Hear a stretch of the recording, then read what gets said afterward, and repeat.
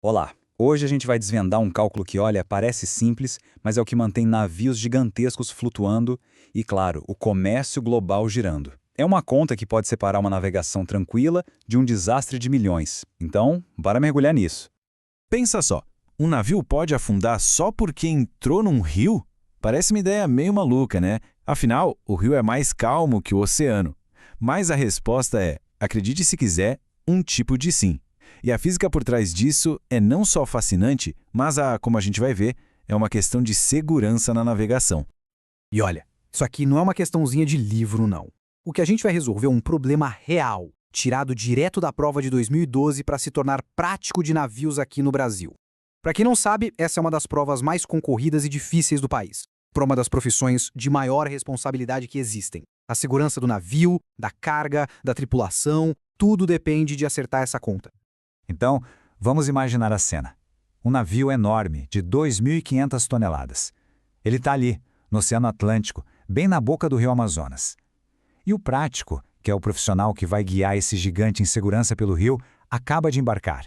A missão dele começa exatamente agora.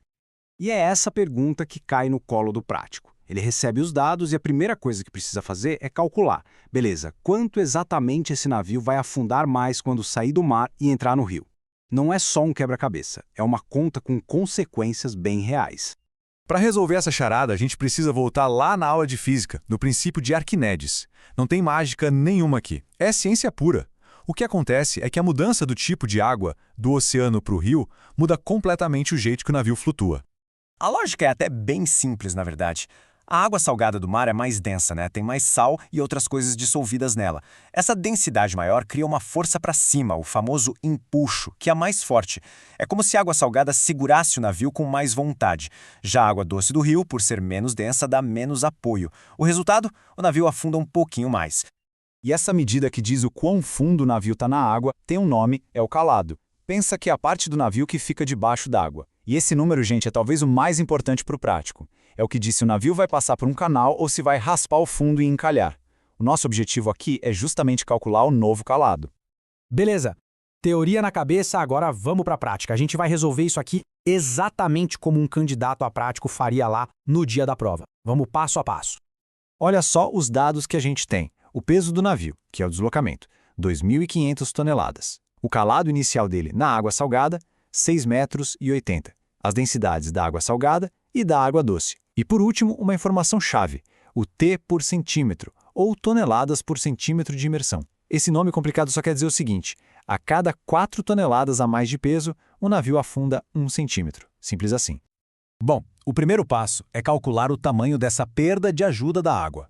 É como se a gente calculasse um peso fantasma. O navio não ficou mais pesado de verdade, mas como a água doce empurra menos para cima, o efeito é o mesmo de um peso extra. Vamos ver qual é. A fórmula pode até assustar um pouco, mas a ideia por trás dela é simples. A gente está basicamente pegando o peso do navio e multiplicando pela diferença de densidade entre as águas. É um jeito de descobrir qual o tamanho da perda de sustentação. E o resultado dessa conta dá quase 40 toneladas. É isso mesmo. Para a física, quando o navio entra na água doce, é como se do nada ele ganhasse um peso extra de 39,6 toneladas. E esse peso fantasma precisa ser compensado de alguma forma, né? A única maneira é o navio afundando mais na água. Ok, então o navio está se sentindo quase 40 toneladas mais pesado. A pergunta agora é, quantos centímetros a mais ele vai afundar por causa disso? É aí que entra aquela nossa informação do T por centímetro. E aqui a matemática é bem direta. A gente pega esse peso aparente, as 39,6 toneladas, e divide por aquele valor de 4 toneladas por centímetro. O resultado vai ser exatamente quantos centímetros o navio vai afundar. E o resultado é quase 10 centímetros. Pera aí, 10 centímetros? Pode parecer pouco, né? Mas aí que tá o pulo do gato. Num canal onde a profundidade é contada nos dedos, esses 10 centímetros são a linha que separa uma viagem tranquila de um desastre. Um navio encalhado, prejuízo milionário, risco ambiental, tudo isso por causa de 10 centímetros.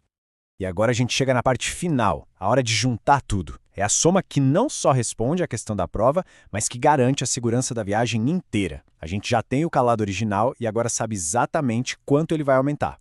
A conta é simples. A gente pega o calado inicial, que era de 6,80 metros, e soma com esses quase 10 centímetros que a gente calculou. Claro, tem que passar os centímetros para metros, para a conta fechar certinho. E com essa soma, a gente chega não só na resposta da prova, mas num número que no mundo real tem um impacto gigantesco. 6,9 metros. Essa é a resposta final. Esse é o novo calado do navio. É esse número que o prático tem que ter cravado na cabeça para garantir que a viagem pelo rio comece sem nenhum susto. E se a gente olhar as opções da prova, lá tá ela. O nosso cálculo bate certinho com a alternativa D. Para quem tá lá suando frio para passar nesse exame, acertar essa questão é a diferença entre ser aprovado ou ter que voltar para casa e estudar tudo de novo por mais um ano. A pressão é enorme.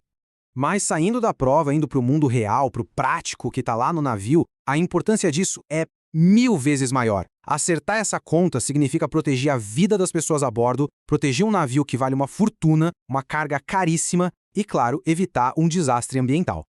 No fim das contas, o que essa história toda mostra é que aquela logística global imensa que traz as coisas que a gente usa todo dia depende desses detalhes mínimos, depende da precisão de profissionais que fazem essas contas para garantir que o mundo continue girando. E fica aqui uma reflexão, né? Do engenheiro que calcula a estrutura de uma ponte, até o piloto de avião que traça uma rota. A nossa vida moderna é toda baseada numa matemática invisível que a gente nem percebe. Que outros cálculos será que estão acontecendo agora mesmo nos bastidores, só para que o nosso mundo continue funcionando?